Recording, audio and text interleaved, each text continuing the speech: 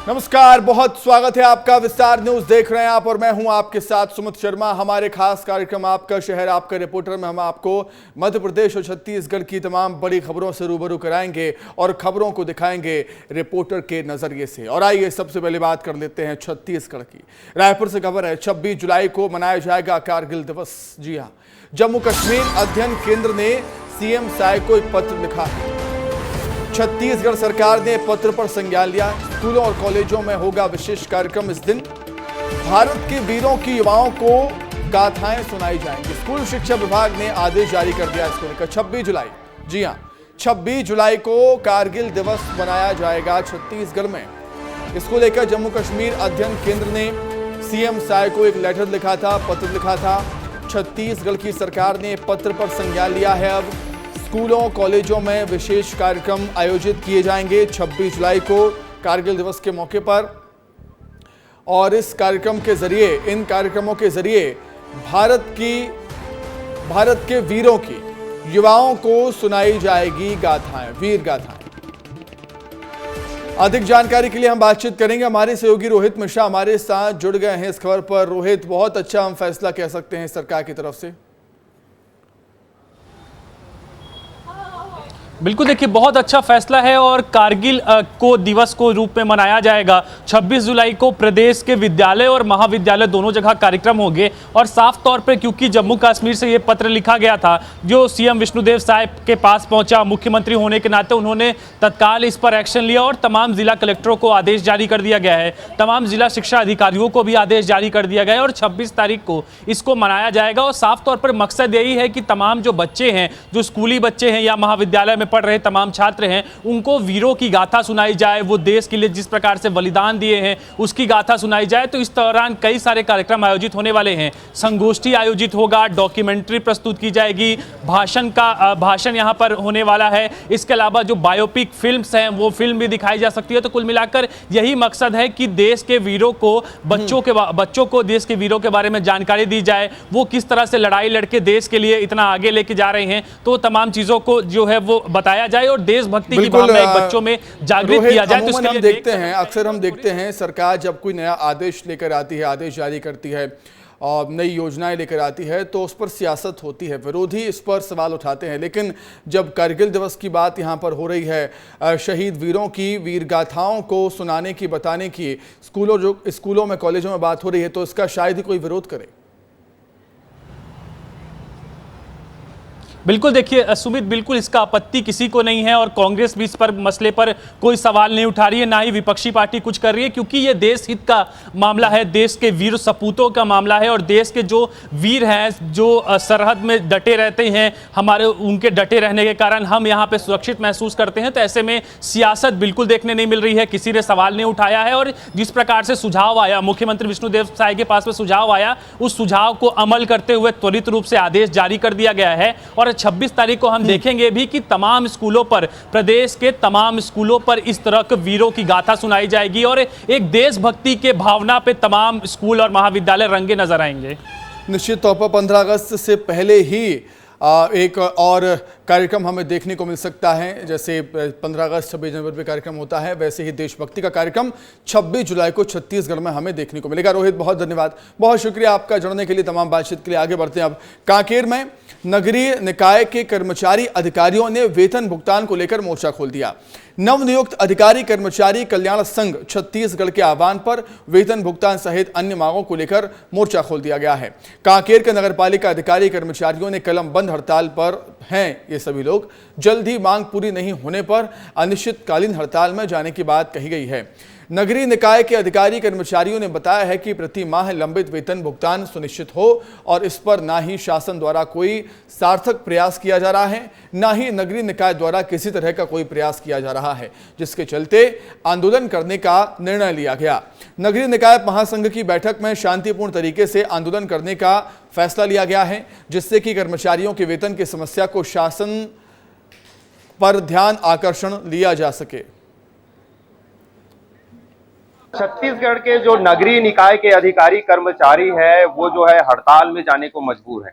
आखिर क्यों ये हड़ताल में जाने को मजबूर है, इनसे बात करते हैं। हमारे पीछे देख सकते हैं ये नगरीय निकाय के अधिकारी कर्मचारी हैं। क्या कारण है, किस कारण आप लोग हड़ताल में जा रहे हैं? देखिए, वेतन जो है नियमित रूप से हमारे कर्मचारियों को मिले, हम सभी को मिले, इसी मांग को लेकर के अभी दिनांक 18 और 19 जुलाई को काली पट्टी बांध करके जो है विरोध प्रदर्शन किया गया। आज दिनांक 22 जुलाई को हम जो है कलमबंद हड़ताल रखे हुए हैं। आगामी 29 जुलाई को हमारे प्रांत स्तरीय 200 कर्मचारी अधिकारियों का डेलीगेशन जो है राज्य शासन से अपनी मांग को लेकर के जाएगा मिलने के लिए, और हमारी मांग यही है कि लोगों को नियमित रूप से वेतन मिलता रहे। नगरीय निकाय के कर्मचारी हैं जो हड़ताल में हैं, आगे अगर ये हड़ताल में जाते हैं तो नगर पालिका के जो मूलभूत सुविधाएं का जो काम है वो भी एक तरह से ठप पड़ सकता है। अब देखना ये होगा कि इनकी मांग कब पूरी होती है, इनको कब जो है वेतन समय पर मिल जाता है, ये आने वाला समय ही बताएगा। तामेश्वर सिन्हा, विस्तार न्यूज, कांकेर।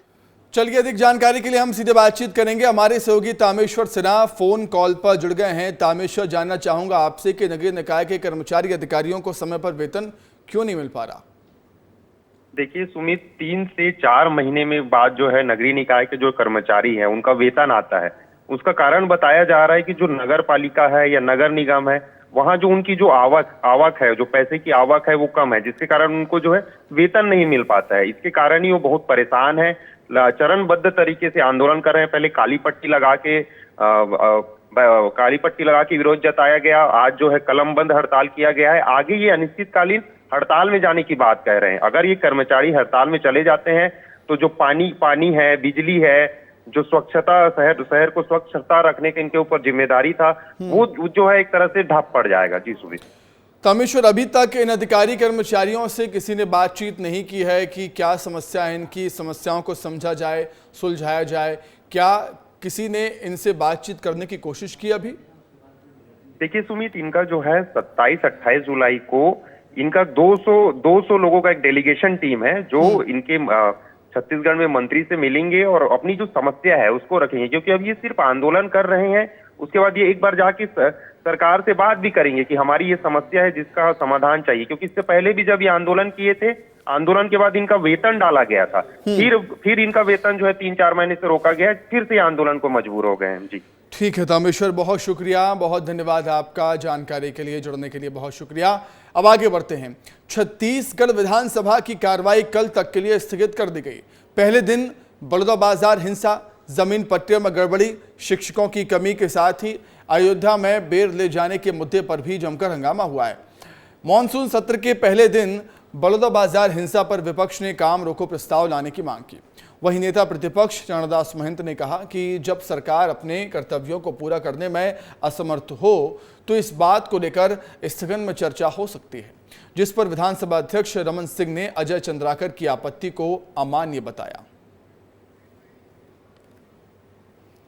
देखिए, बहुत गंभीर मामला है। पूरे प्रदेश नहीं, देश में पहली बार हुआ है कि कलेक्टर और एसपी कंपोजिट बिल्डिंग है उसको क्षतिग्रस्त करके आग में झोंक दिया गया हो। ऐसी घटना इतिहास में पहली बार हुआ है। या इसके लिए कोई जिम्मेदार है भारतीय जनता पार्टी की विष्णुदेव साय सरकार है। बहुत सारे तथ्य थे, हमारे साथियों ने रखा भी, ग्राह्यता पे चर्चा करते हुए हम लोगों ने कहा कि ये कलेक्टर एसपी निलंबित करना ये स्पष्ट करता है कि सरकार मान ली है कि उनसे सबसे बड़ी गलती हुई है, चूक हुई है।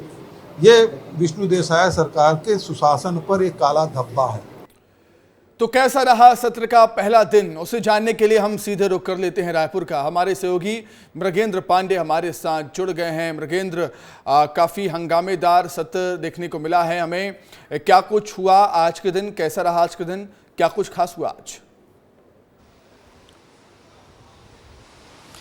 देखिए, पहले दिन विपक्षी दल कांग्रेस ने बलौदाबाजार के मुद्दे पर स्थगन की मांग की। वो काफ़ी हंगामा करते रहे, यहाँ तक कि स्थगन पर जब चर्चा नहीं हुई, विधानसभा अध्यक्ष ने इसे अग्राह्य कर दिया, तो कांग्रेस के सभी विधायक वेल में गए, वेल में जाकर नारेबाजी करते रहे। ध्यानाकर्षण पर जब चर्चा चल रही थी, भाजपा विधायक भावना वोहरा के ध्यानाकर्षण पर गृह मंत्री विजय शर्मा जवाब दे रहे थे। उस समय भी कांग्रेस के विधायक लगातार नारेबाजी करते रहे। हालांकि उन्हें पहले ही निलंबित कर दिया गया था। अध्यक्ष डॉक्टर रमन सिंह बार बार ये कह रहे थे कि जो विधायक निलंबित हो गए वो बाहर जाएं, लेकिन कांग्रेसी विधायक लगातार नारेबाजी कर रहे थे, सरकार के खिलाफ नारेबाजी कर रहे थे और इस मामले पर, क्योंकि बलौदा बाजार में पहली बार ऐसा हुआ कि एसपी और कलेक्टर कार्यालय को जला दिया गया और कांग्रेस की ये मांग थी कि जो निर्दोष लोग हैं, जो लोग कांग्रेस पार्टी से जुड़े हुए हैं, सामाजिक संगठनों से जुड़े हुए हैं, उन लोगों को गिरफ्तार किया गया, उन्हें छोड़ा जाए। इसलिए ये प्रदर्शन चलता रहा। कुल मिलाकर पहले दिन जोरदार हंगामा किया विपक्ष ने।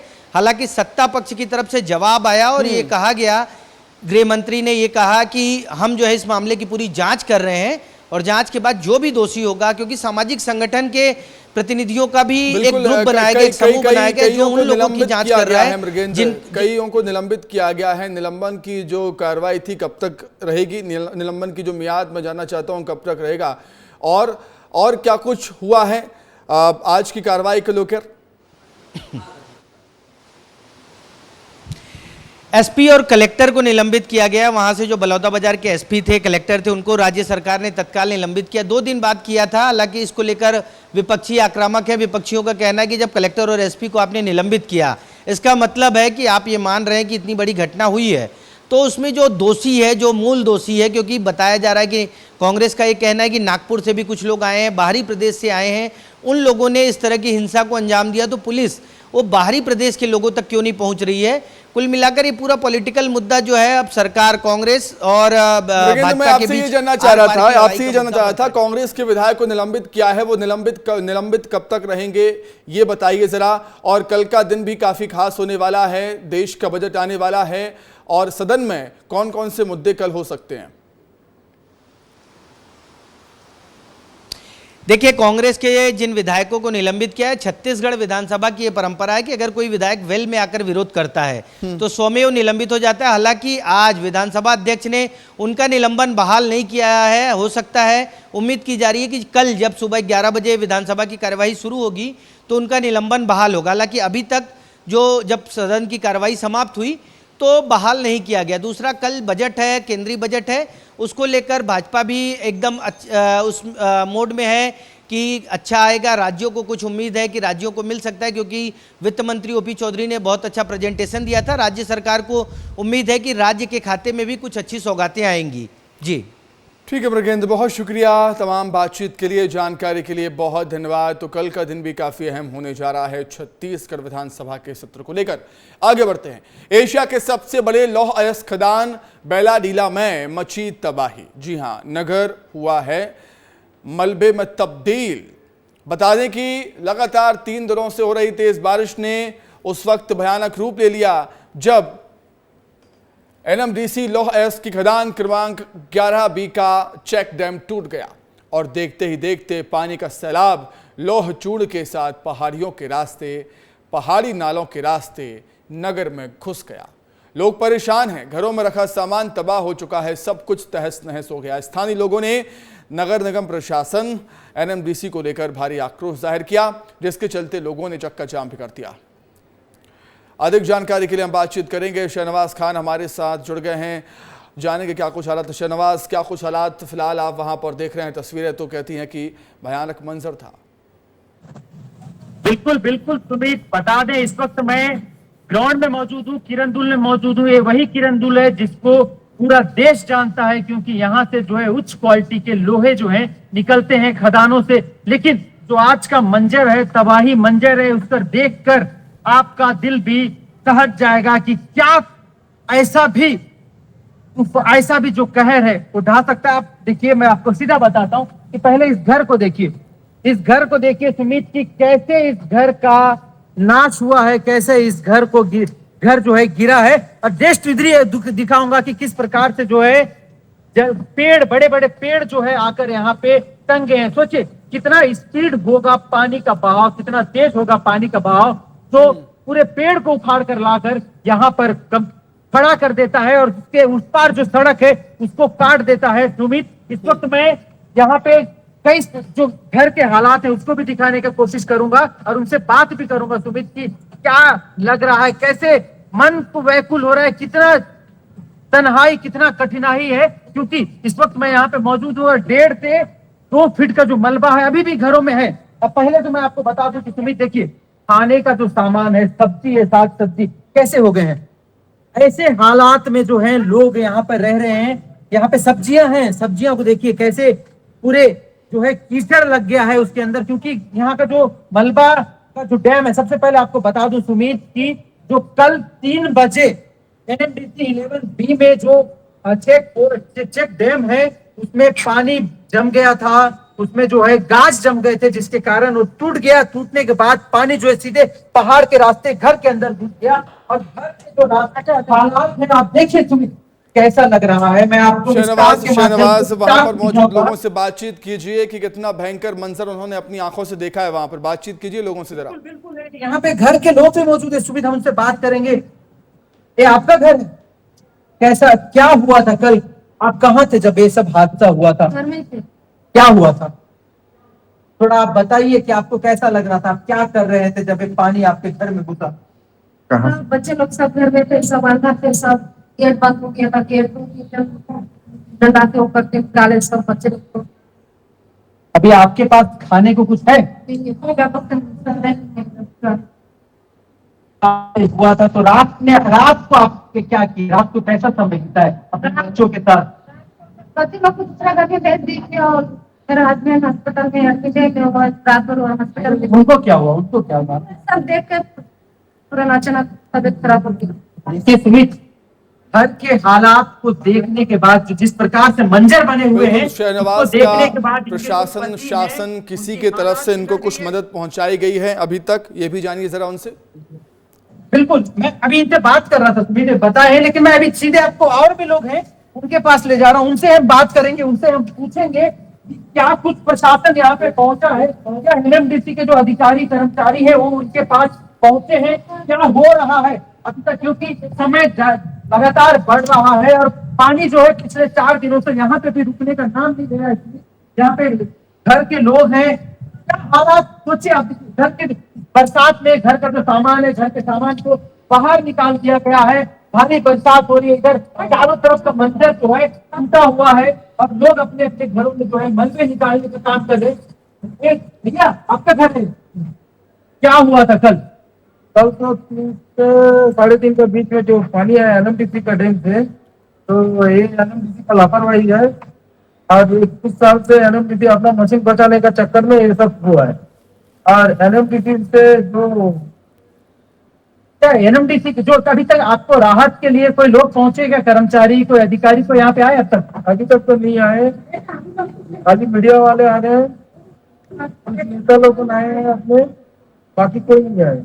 तो आप घर का भी माहौल क्या है, कैसा लग रहा है? आपके जो घर के बच्चे लोग थे वो लोग कहाँ हैं? बच्चे लोगों को तो सेफ्टी किया गया है, कुछ कपड़े बाहर वाले दिए हैं कि इसको पहले घर में तो कुछ है ही नहीं, तो कुछ भी था सब तो बह गया है। गाड़ी बोलिए, गाड़ी, लेटरिन, बाथरूम, घर का राशन पानी, घर में जो सामान। बिल्कुल, ये जो लोग हैं जिन्होंने अपनी आंखों से भयानक मंजर ये देखा है वो दास्तां यहाँ पर बता रहे हैं किस तरीके से आपने देख रहे होंगे आप कि घरों के घर तबाह हो गए हैं, खाने का सामान तक नहीं है, भूखे हैं, लेकिन अभी तक कोई भी मदद नहीं पहुंच पाई कि न NMDC की तरफ से कोई कर्मचारी अधिकारी उनके पास आया, न शासन प्रशासन सरकार की तरफ से कोई भी नुमाइंदा उनके पास आया है उनकी समस्याओं को सुनने के लिए, जानने के लिए। बता रहे थे लोग कि केवल मीडिया कर्मी यहाँ पर आए हैं उनके दुख दर्द को दिखाने के लिए, ताकि ये देखिए तस्वीरें, सीधी तस्वीरें आपको दिखा रहे हैं किस तरीके से लाल पानी बहता हुआ आया और अपने साथ सब कुछ ले गया, समेटते सब कुछ तबाह करते हुए ले गया अपने साथ ही लाल पानी। बहुत शुक्रिया आपका शहनवाज, जुड़ने के लिए, तस्वीरें हम तक पहुंचाने के लिए बहुत धन्यवाद। आगे बढ़ते हैं, अब बीजापुर से खबर है जहां जवानों ने प्रसूता का रेस्क्यू किया है, प्री मैच्योर बेबी और प्रसूता को नंबीधर नदी से पार करवाया। ये देखिए तस्वीरें, नंबी की निवासी प्रसूता को समय से पहले डिलीवरी हो गई थी। CRPF और कोबरा के जवानों ने मदद की, जच्चा बच्चा दोनों सुरक्षित हैं, उपचार जारी है। तो जवानों ने प्रसूता का रेस्क्यू किया। देखिए किस तरीके से परेशानी यहाँ पर होती है एक स्थान से दूसरे स्थान पर जाने में, वो भी ये बताता है, मजबूरी, बेबसी, लाचारी ये बताता है। लेकिन देवदूत बनकर CRPF के जवान आए, कोबरा बटालियन के जवान आए, प्री मैच्योर बेबी प्रसूता को नदी पार करवाई है। किस तरीके से वो देख सकते हैं आप। नंबी की निवासी प्रसूता को समय से पहले डिलीवरी हुई थी, प्रसव पीड़ा हुई थी। CRPF के जवान और कोबरा बटालियन के जवान मदद के लिए आगे आते हैं। अच्छी बात यह है जच्चा बच्चा दोनों सुरक्षित, ठीक। भारी बारिश के बीच बड़ौदा बाजार में वाहन चालकों की लापरवाही सामने आई। उफनती नदी को पार किया जा रहा है। देखिए तस्वीरें, पुल के ऊपर से पानी है लेकिन मैजिक वहां से जारी है। टू व्हीलर भी जारी है, हालांकि बड़े वाहन उस साइड आपको खड़े नजर आएंगे।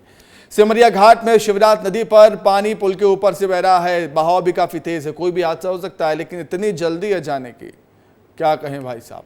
फिर भी ड्राइवर मनमानी करते हुए उफनती नदी के बीच पुल से वाहन पार कर रहा है।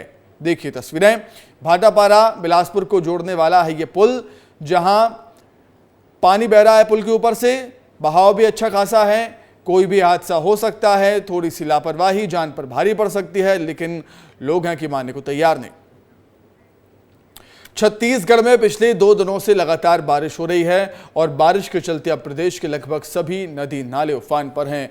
दुर्ग जिले से होकर बहने वाली शिवनाथ नदी भी अपने रौद्र रूप में है। शिवनाथ नदी पर बने महमरा एनीकट से शिवनाथ नदी लगभग 5 से 6 फीट ऊपर बह रही है और इस मंजर को देखने के लिए शहर भर से लोग दूसरे राज्यों से भी आ रहे हैं। नज़ारा भी अच्छा यहाँ पर दिखता है, हम कह सकते हैं। विस्तार न्यूज संवाददाता दिलीप शर्मा ने शिवनाथ नदी के रोड पर बातचीत की पर्यटकों से। छत्तीसगढ़ के लगभग सभी इलाकों में इस वक्त तेज बारिश हो रही है, नदी नाले उफान पर है। मैं छत्तीसगढ़ के दुर्ग में इस वक्त मौजूद हूं और यह इलाका आप जो देख रहे हैं, नदी जो देख रहे हैं, ये दुर्ग की जीवनदानी नदी शिवनाथ नदी है, जो अब अपने रौद्र रूप में दिखाई दे रही है।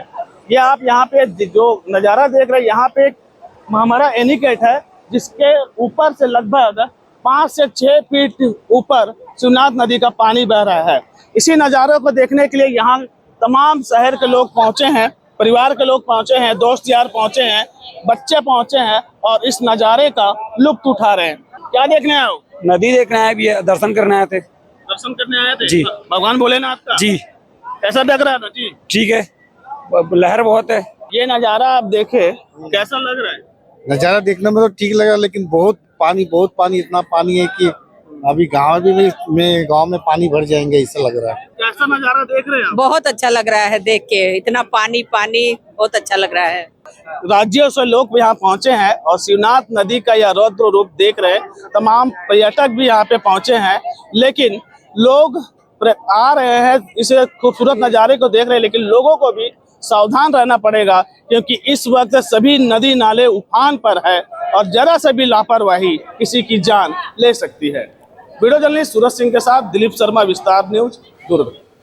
तो पूरे देश भर में भारी बारिश का दौर लगातार जारी है, जिससे जगह जगह जल भराव के हालात बन गए हैं। लेकिन राजनाथ गांव से जो तस्वीरें सामने आई हैं, वो सबको हैरान कर रही हैं। लगातार हो रही मूसलाधार बारिश के कारण एक तरफ शहर के निचले हिस्से और बस्ती के घरों और सड़कों में पानी भर गया है, जिससे निगम के दावों की पोल खुल गई है। नालियां पूरी तरह से भर गईं, जिसके चलते सड़कों और निचली बस्तियों के घरों में पानी भरने के कारण घरों का सामान पानी में तैरता नजर आ रहा है। इधर शहर के जिला अस्पताल में भी पानी भर गया है, जिससे तमाम दावों की पोल खुल गई है। यहाँ हर साल ड्रेनेज सिस्टम को ठीक करने के नाम से लाखों रुपए खर्च किए जाते हैं, लेकिन बारिश में पूरा हॉस्पिटल जलमग्न हो जाता है। हॉस्पिटल में जलभराव की स्थिति को लेकर सिविल सर्जन का कहना है कि ज्यादा बारिश होने पर शहर के नालियों का पानी हॉस्पिटल में घुस जाता है, जिसकी वजह से यहाँ पर जलभराव हो जाता है। अस्पताल परिसर में शहर का पानी आता है।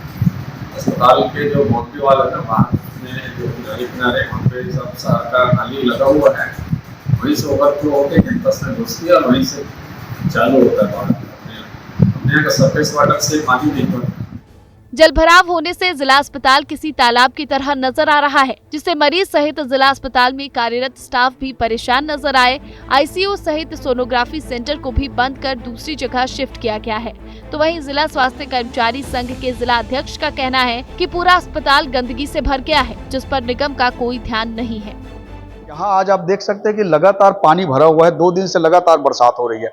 हमारे साथ आज स्वास्थ्य कर्मचारी संघ के जिला अध्यक्ष है। सर बताएंगे कि किस तरीके के यहाँ खामे भी लगातार पानी गिरा और यहाँ पूरा पानी ड्रेनेज सिस्टम का पूरा पानी भरा हुआ है, बताएंगे। इसमें जो ड्रेनेज सिस्टम का वो सबसे बड़ा खामियाजा है कि अगर कहीं से फंड आ रहे हैं ना, तो मैं चाहूंगा, रिक्वेस्ट करता हूं कमिश्नर साहब से भी, नगर निगम आयुक्त साहब से भी और हमारे सीएस साहब से भी कि जल्द जल्द इस ड्रेनेज सिस्टम को ठीक कराएं। लगातार बरसात हो रही है, महामारी की भी यहाँ पे संभावना व्यक्त की जा सकती है, इसके लिए बताएंगे।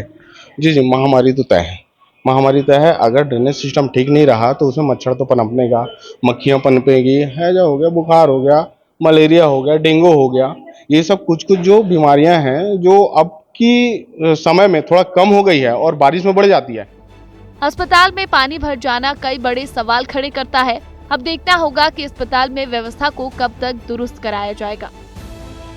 ये डायलिसिस यूनिट को आज बंद कर दिया गया है और लगातार आप देख सकते हैं कि सोनोग्राफी को भी आज बंद कर दिया गया है।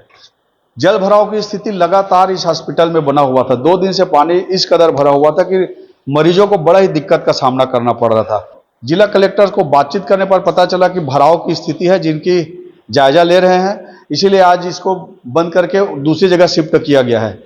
लेकिन कहीं ना कहीं खामियाजा यहाँ के जनता, राजनांदगांव की जिले की जनता और यहाँ के मरीजों को सामना करना पड़ रहा है। विस्तार न्यूज के लिए मनोज सिंह, राजनांदगांव से। राजधानी रायपुर के खारून नदी के साथ पखार में कल 3 बच्चे घूमने गए थे, तभी एक 14 साल का बच्चा डूब गया। वहीं बाकी 2 अन्य बच्चों ने साथी के डूबने की जानकारी परिजनों को दी, जिसके बाद से प्रशासन की टीम यहां पर बच्चे को ढूंढ रही है, लेकिन भारी बारिश के कारण रेस्क्यू कार्य नहीं हो पाया, जिसके चलते आज सुबह से एक बार फिर मौके पर रेस्क्यू के लिए टीम मौजूद है और गोताखोर लगातार बच्चे को ढूंढ रहे हैं, लेकिन अभी भी प्रशासन के हाथ खाली है। विस्तार न्यूज ने मौके का जायजा लिया। तो इस वक्त मैं मौजूद हूँ खारून नदी के तट पे। आपको बता दूं खारून नदी उफान पर है बारिश के चलते, और आप मेरे पीछे देख सकते हैं कि मेरे पीछे ये एनीकट था जो कि पूरी तरीके से डूब चुका है।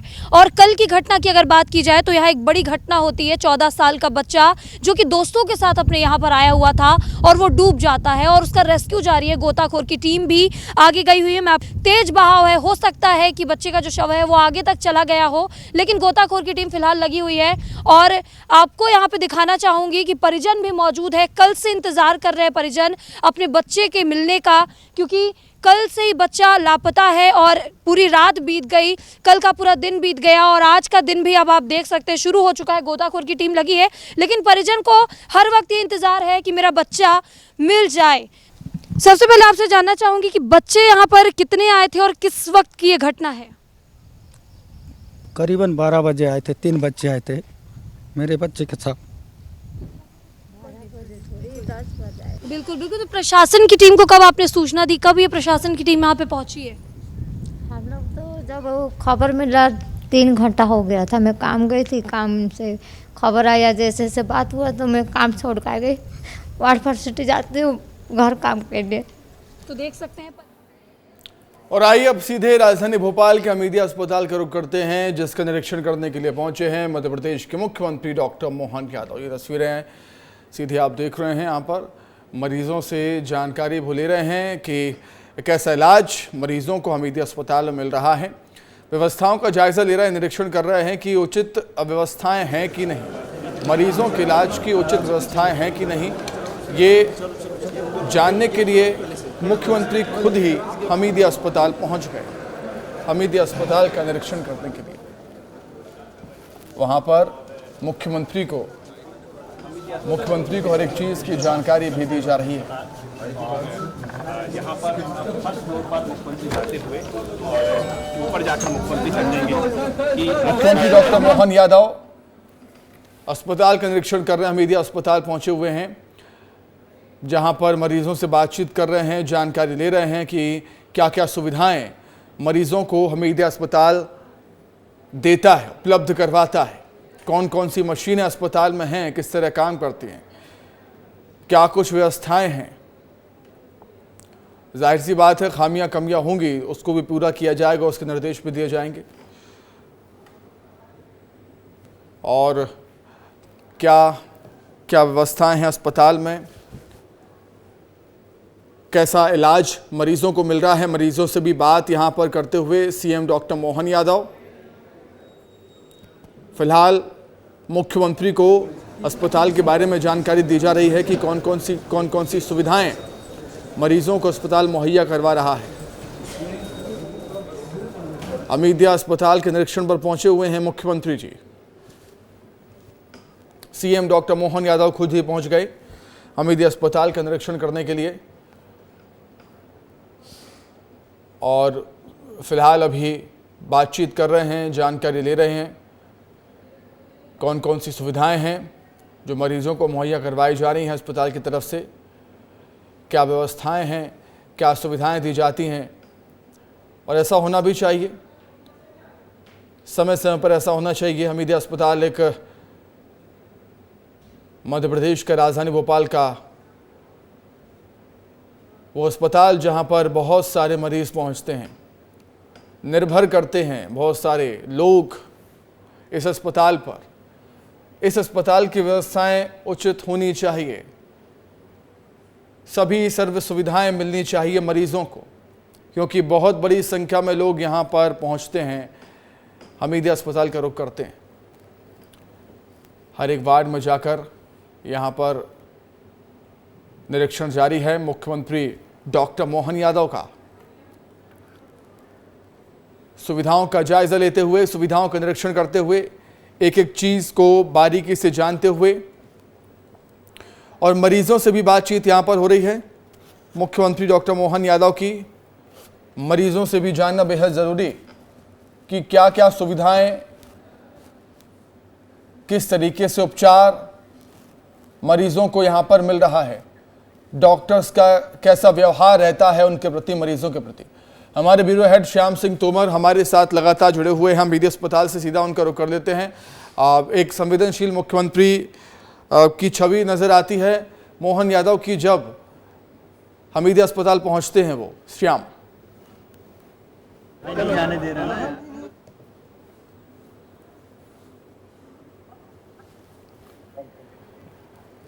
तो सुविधाओं का जायजा यहां पर लिया जा रहा है। मुख्यमंत्री डॉक्टर मोहन यादव पहुंचे हुए हैं, व्यवस्थाओं का जायजा ले रहे हैं, एक एक चीज को बारीकी से समझ रहे हैं।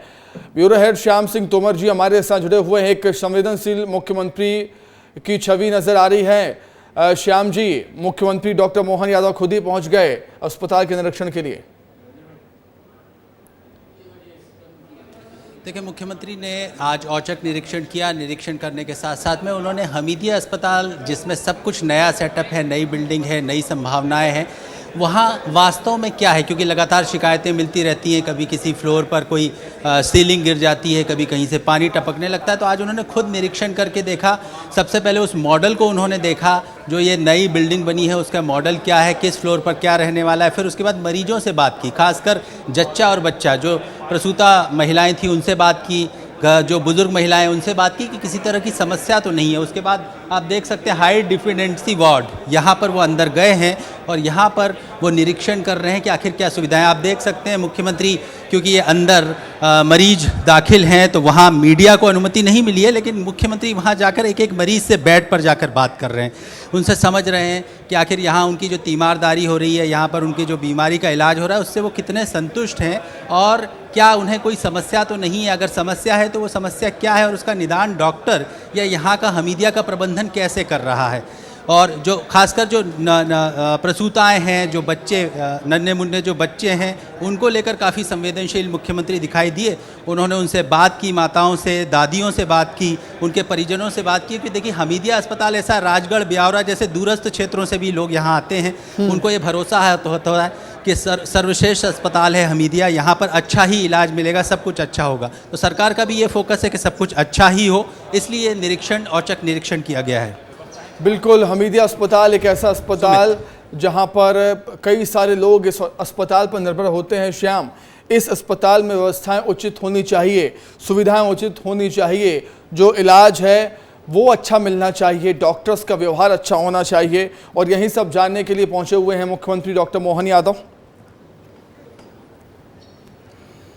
बिल्कुल बिल्कुल, अपेक्षा ये है कि जब हमीदिया कोई इतनी जो है उससे आता है, अपेक्षा के साथ आता है, संवेदना के साथ आता है, तो डॉक्टर भी उतने ही संवेदनशील हो, डॉक्टरों का व्यवहार उतना संवेदनशील हो, और खासकर इलाज की जिस सुविधा की अपेक्षा है मरीजों को, वो अपेक्षा पूरी हो। उनको जो उच्च श्रेणी का जो है इलाज मिले, दवाइयाँ समय पर मिले, नर्सेस का जो स्टाफ है, पैरामेडिकल का जो स्टाफ है उसका व्यवहार अच्छा हो, साथ साथ में हर व्यवस्था दुरुस्त हो, जिसका दावा जो है यहाँ का प्रबंधन करता आया है।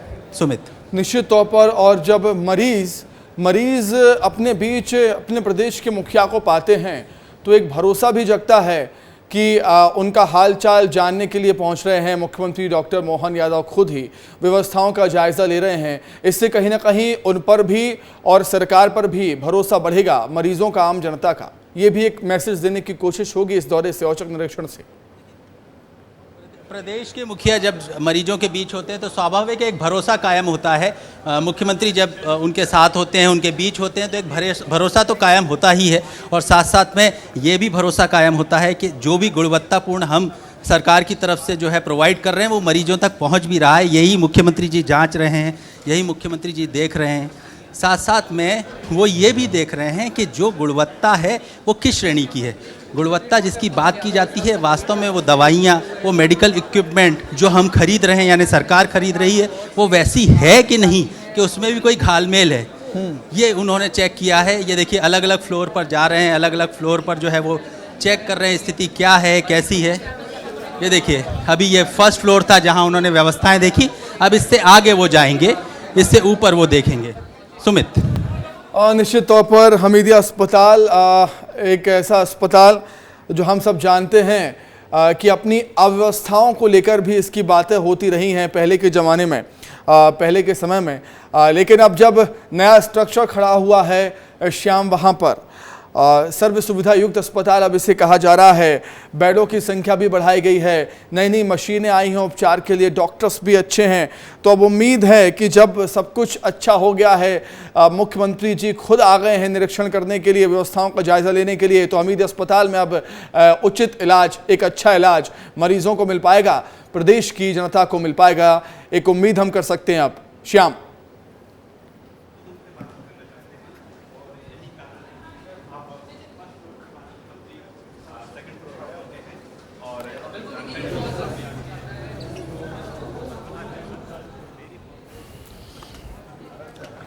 तो सीएम डॉक्टर मोहन यादव हर एक चीज़ को बारीकी से समझ रहे हैं, विस्तार से समझ रहे हैं, विस्तार से जानकारियां भी वहां पर डॉक्टर्स जो मौजूद हैं, डीन जो मौजूद हैं, उनको दे रहे हैं यहां पर कि क्या क्या नया है, क्या क्या नया स्ट्रक्चर हमीदिया अस्पताल का तैयार। और उम्मीद तो यही है कि अब मरीजों को, प्रदेश की जनता को जो हमीदिया अस्पताल पर भरोसा करते हैं, इस बड़े अस्पताल पर भरोसा करते हैं, वो भरोसा कायम रहे। अब उस भरोसे पर यह अस्पताल खरा उतरे, यही उम्मीद है। बेहतर उपचार, बेहतर इलाज मिल पाए, सर्व सुविधा युक्त अस्पताल ये हो, तमाम तरीके की व्यवस्थाएं हों, बेडों की संख्या भी लगातार बढ़ाई जा रही है अस्पताल में। और मुख्यमंत्री जी अब बढ़ते हुए आगे, हर एक वार्ड पर जाकर, हर एक फ्लोर पर जाकर मुख्यमंत्री डॉक्टर मोहन यादव जानकारी ले रहे हैं, निरीक्षण यहाँ पर कर रहे हैं। देखने वाली बात होगी अगर मीडिया से बातचीत करेंगे, क्या कुछ कहेंगे, ये भी देखना होगा। और मरीजों से भी बातचीत यहाँ पर मुख्यमंत्री ने की है, जो कि एक संवेदनशील मुख्यमंत्री की छवि को दर्शाता है। ये बताता है कि प्रदेश के मुखिया को अपने प्रदेश की जनता की चिंता है, उनके स्वास्थ्य की चिंता है, उनकी सेहत की चिंता है। हमीदिया अस्पताल नया बनकर खड़ा हो चुका है, नया स्ट्रक्चर, सब कुछ नया, नई मशीनें, बेड, वार्ड, डॉक्टर्स भी। उम्मीद जताई जा रही है कि अब मरीजों को बेहतर उपचार मिलेगा, बेहतर स्वास्थ्य सुविधाएं उनको मिलेंगी। इसी उम्मीद पर खरा उतरने के लिए हमीदिया अस्पताल अब तैयार है। और मुख्यमंत्री खुद पहुंचे हुए हैं हमीदिया अस्पताल का निरीक्षण करने के लिए। डॉक्टर सिडीन से वो लगातार बातचीत भी कर रहे हैं, जान रहे हैं, समझ रहे हैं। अलग अलग वार्डों में पहुंचकर जान रहे हैं कि कौन कौन की सुविधा अब मरीजों को मिल पाएंगी इस अस्पताल में, हमीदिया अस्पताल में। क्योंकि काफ़ी उम्मीदें हैं इस अस्पताल से, लोगों को काफ़ी कुछ निर्भर करता है, काफ़ी लोग इस पर डिपेंड होते हैं, निर्भर होते हैं। जब बीमार होते हैं तो हमीदिया अस्पताल का रुख करते हैं। तो कोशिश यही है कि उचित उपचार, अच्छा इलाज, अच्छा माहौल मिल सके, अस्पताल में और कैसी कोशिशें हो रही हैं, क्या तैयारियां हैं, क्या कुछ नया है, क्या कुछ नई सुविधाएं हैं, उसका जायजा लेने के लिए पहुंचे हुए हैं खुद मुख्यमंत्री डॉक्टर मोहन यादव। और चलिए अब आपका शहर आपके रिपोर्टर में वक्त हो गया है मध्य प्रदेश की तमाम बड़ी खबरों को जानने का। सबसे पहले बात होगी सावन के पहले सोमवार की। सावन के पहले दिन उज्जैन में बाबा महाकाल की पहली सवारी निकली। इस दौरान महाकाल ने श्रद्धालुओं को मनमहेश स्वरूप में दर्शन दिए हैं। मान्यता है कि वर्षा काल बारिश में सृष्टि का संचालन करने वाले सभी देवता शयन काल में चले जाते हैं, जबकि बाबा महाकाल सृष्टि का संचालन करते हैं। फिर ऐसे में सावन मास में महाकाल प्रजा का हाल जानने के लिए भी निकले थे। देखिए तस्वीरें। आज सावन का पहला सोमवार है और ख़ास बात यह है कि इस पवित्र माह की शुरुआत सोमवार से हुई। इससे पहले महाकाल मंदिर में श्रद्धालुओं की भारी भीड़ थी, जन सैलाब था। जहां तक नज़र जाती थी लोग ही लोग बाबा भोलेनाथ के भक्त ही नजर आते थे। मंदिर प्रशासन ने दावा किया है कि कतार में लगे भक्त को गर्भगृह तक पहुंचने में, आने में और यहां से आगे जाने में 1 घंटे से कम समय लगा। ये दावा है, मतलब व्यवस्थाएं इतनी अच्छी कर दी गई वहां पर। तुलसी सिलावर जी क्या कुछ कह रहे थे आज के दिन को लेकर, सुना देते हैं आपको। राजाधिराज नगर भ्रमण पर महाकाल के चरणों में नमन करता हूँ। सावन की प्रथम महाकाल निकले दर्शन देने, उनसे प्रार्थना है कि वो ऐसे आशीष और मध्य प्रदेश के विकास और प्रगति में मैं मध्य प्रदेश के मुख्यमंत्री की ओर से स्वागत अभिनंदन। क्या कहेंगे राजाधिराज भगवान महाकाल नगर को अपने दर्शन देने पधारे हैं और पूरा उज्जैन शिव में हो गया। आप देख रहे हैं हजारों लाखों की संख्या में आस पास उज्जैन के श्रद्धालु आए, हमने भगवान महाकाल के दर्शन करें और बाबा से प्रार्थना करते हैं कि प्रभु की असीम कृपा हम सबके ऊपर बनी रहे और हमारे शहर कांग्रेस के एक उत्साह का माहौल है। उत्साह के साथ राजाधिराज नगर भ्रमण पर निकले और शिव में नगर हो चुका है और ये भांग मंदिरें बजाकर बाबा महाकाल के जो भक्त है वो आगे आगे चल रहे हैं और राजाधिराज चांदी की पाव की पीछे पीछे चल रही है, क्योंकि भक्त और बाबा के बीच में भांग मंदिरें का उत्साह है। उत्साह के साथ तो सावन माह के पहले सोमवार की 8 तस्वीरें आपको दिखाते हैं कि कितना उत्साह था, कितनी उमंग थी लोगों में इस पवित्र महीने के पहले सोमवार को लेकर। सुबह से ही भक्तों की भीड़ देखने को मिली। उज्जैन से तस्वीर देख सकते हैं। उज्जैन में बाबा महाकाल के दर पर हजारों की संख्या में लोग पहुंचे थे, श्रद्धालु पहुंचे थे। दूसरी तस्वीर है खंडवा के ओमकारेश्वर की और वहीं काशी विश्वनाथ से तस्वीर भी हमने आपको दिखा रहे हैं। देखिए तीसरी तस्वीर है भोजपुर की, जहां पर एशिया का सबसे बड़ा शिवलिंग है। चौथी तस्वीर है ग्वालियर के अचलेश्वर महादेव की। 5वीं तस्वीर है आगर मालवा के बैजनाथ मंदिर की। इंदौर की तस्वीरें भी आप देख रहे हैं, रायपुर से तस्वीरें भी आप देख रहे हैं। तो कमोवेश एक सी तस्वीरें, बम बम भोले के नारे, भगवान शिव के दर्शन के लिए पहुंचे थे लोग। देवादिदेव महादेव जिनकी महिमा अपरंपार, कहा जाता है सावन महीने में जो भी सच्ची श्रद्धा से भगवान शिव का जलाभिषेक करता है उसकी हर मनोकामना पूरी होती है। ये जो पवित्र माह है भगवान शिव को काफ़ी प्रिय है और यही वजह है कि इस माह के हर दिन सोमवार को पूजन करने का तो खास महत्व होता ही है। हर दिन भगवान की आराधना करने का एक अलग ही महत्व है। तो सावन माह के हर दिन भगवान भोलेनाथ की आराधना होती है। ये पूरा महीना भगवान भोलेनाथ को अर्पित रहता है सनातन धर्मियों में। भगवान भोलेनाथ के भगवान शिव के 12 ज्योतिर्लिंग के भी दर्शन कर दीजिए। 12 ज्योतिर्लिंग के दर्शन भी आपको करा देते हैं। सोमनाथ ज्योतिर्लिंग के बारे में जान लीजिए।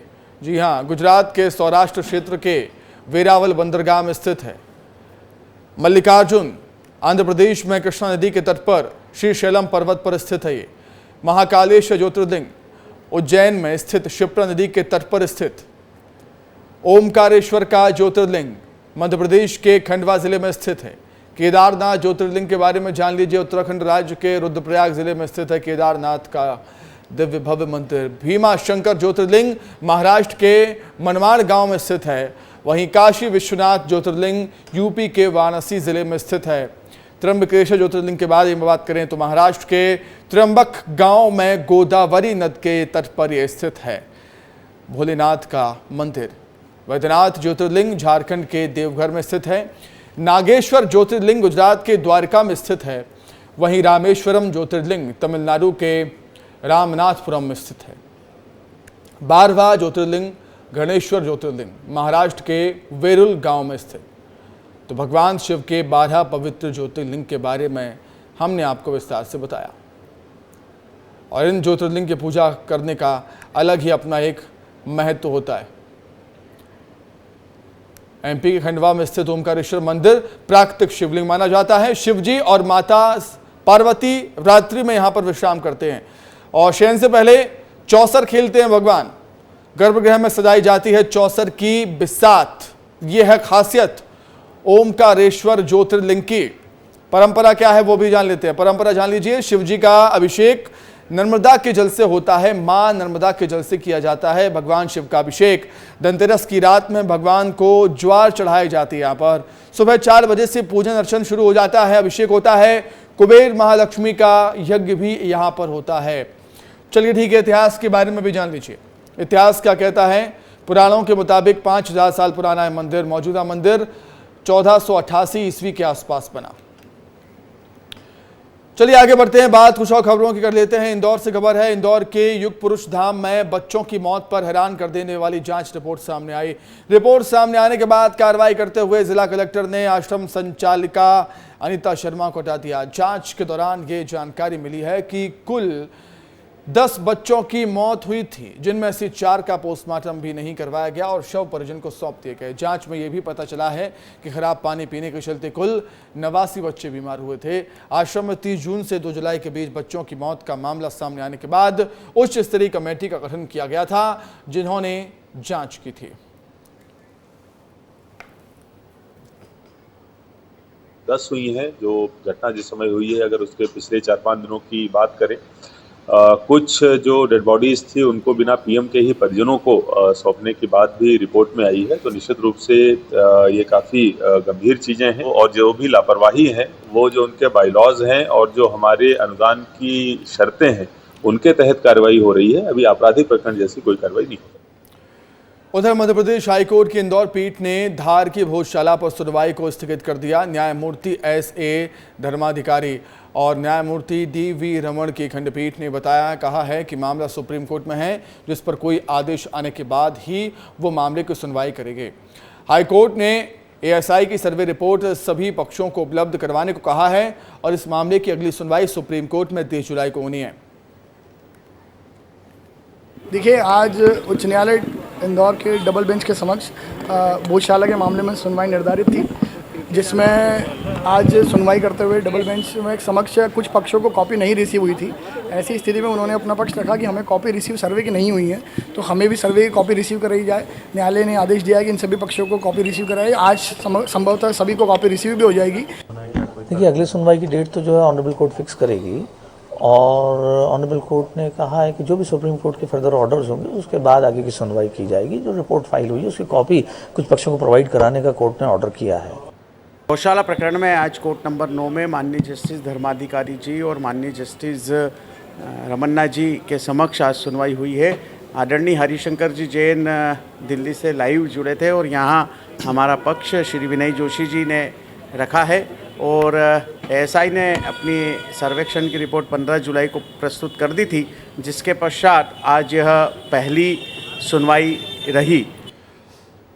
ज्यादा जानकारी के लिए बातचीत करेंगे जफर अली, हमारे सहयोगी जुड़ गए हैं। जफर, फिलहाल धार भोजशाला के मामले पर सुनवाई को स्थगित कर दिया, लेकिन अब 30 जुलाई की जो डेट है, तारीख काफ़ी अहम हो जाती है जब दोबारा सुनवाई होगी सुप्रीम कोर्ट में। जी बिल्कुल सुमित, बताना चाहूँगा कि भोजशाला जो सर्वे हुआ था, सर्वे के बाद 15 जुलाई को ASI ने अपनी 2000 पन्नों की रिपोर्ट पेश की थी, जिस पर आज हाईकोर्ट में सुनवाई हुई और कोर्ट ने सुप्रीम कोर्ट का हवाला देते हुए बताया कि सुप्रीम कोर्ट में मामला पेंडिंग है, वहाँ से जो भी दिशा निर्देश होंगे उसके बाद आगे की कार्रवाई की जाएगी। आपको बता दें कि सुप्रीम कोर्ट में मुस्लिम पक्ष की एक याचिका के बाद में सुप्रीम कोर्ट ने एक आदेश दिया था 11 अप्रैल को, जिसके बाद में अब हिंदू पक्ष भी वहां पर पहुंचा है और इस पे जो अगली सुनवाई जो होना है वो 30 जुलाई को बताया जा रहा है कि 30 जुलाई को इसकी अगली सुनवाई होगी। जफर, बहुत शुक्रिया, बहुत धन्यवाद तमाम जानकारी के लिए, बातचीत के लिए आपका बहुत धन्यवाद। चलिए आगे बढ़ते हैं। विकास के कई दावों के बावजूद आज भी ऐसे कई इलाके हैं जहां लोगों को कई परेशानियों का सामना करना पड़ रहा है। लोगों को साफ सफाई की मूलभूत सुविधाओं तक के लिए कई बार गुहार लगानी पड़ रही है, फिर भी अब तक कोई समाधान नहीं हुआ। देखिए रिपोर्ट। मुरैना जिले की जौरा नगर पालिका इन दिनों चर्चा में है और वजह है यहाँ की अव्यवस्था और वायरल हो रहा पार्षद बंटी रावत का वीडियो। दरअसल जौरा नगर पालिका के लोग जल भराव और गंदगी से ग्रसित हैं, उसके बाद भी जिम्मेदार अधिकारी मौन बैठे हुए हैं। वहीं दूसरी तरफ कुछ पार्षदों का कहना है कि हमारे वार्ड में कोई भी समस्या नहीं है, लेकिन बारिश के मौसम में लोगों को गंदगी से परेशान होना पड़ रहा है। क्या समस्या है आपके यहाँ? सर यहाँ पानी इतने पीछे इतने ज्यादा भरो के एक तो यहाँ पे ज्यादा पानी भर गई चक्कर में ना तो यहाँ नली ना यहाँ नाले बनवाए गई, बच्चन के चक्कर में यहाँ के गिरबे को डरे। यहाँ अगर छत पे चले गए भूल के तो ऊपर तक गिर गए ना तो यहाँ तो दलदल बन चुकी है। ना यहाँ पानी निकास की वो व्यवस्था आती है, जहाँ पैप डरवाए गए तो पैपू ना खोले और ना यहाँ कुछ सुनवे आवे, बस वोट के चक्कर में जरूर आते हैं कि साहब वोट चाहिए। नगर पालिका जाके आपने शिकायत की अध्यक्ष साहब से? परसों जाएगा नहीं, वो फॉर्म दो भर लिख के नहीं सबने पंचनामा बना के दो, लेकिन कोई सुनवाई ना ने। बारिश का मौसम चल रहा है, जौरा में जल निकासी की व्यवस्था भी नहीं है। ऐसे में जगह जगह जल भराव की स्थिति बन जाती है। लगातार हो रही बारिश लोगों के लिए आफत बनती जा रही है। जमा हुए पानी और कचरे के ढेर से बदबू आ रही है, जिससे बीमारियों का खतरा भी बढ़ गया है। क्या समस्या है इस वार्ड में? जल भराव की साहब।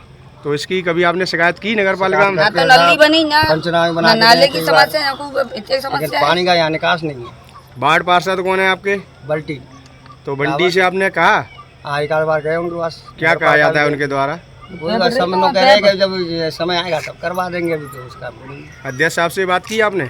अध्यक्ष साहब के पास टाइम नहीं है। कुछ दिन पहले मुरैना जिला प्रशासन की तरफ से आदेश जारी हुआ था कि कहीं भी बारिश का पानी जमा नहीं होना चाहिए और अगर ऐसा होता है तो जुर्माना लगाया जाएगा।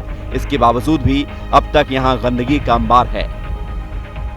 सबसे बड़ी समस्या तो एक ही है कि यहाँ ये रोड तो बहुत अच्छी बना दी है और ये देखो घरों में पानी भर रहा है। आप देखिए ये घर गिरने वाले हैं, इन्होंने आवास बनाए हुए हैं। अच्छा, ये आवास बने हैं? आवास बने हैं। ये लोग इतने परेशान हैं कि वहाँ से यहाँ तक पूरा पानी भरा हुआ है। मतलब रोड बना दी और पानी का निकास नहीं पानी किया का है? निकास कहीं से कहीं तक नहीं है।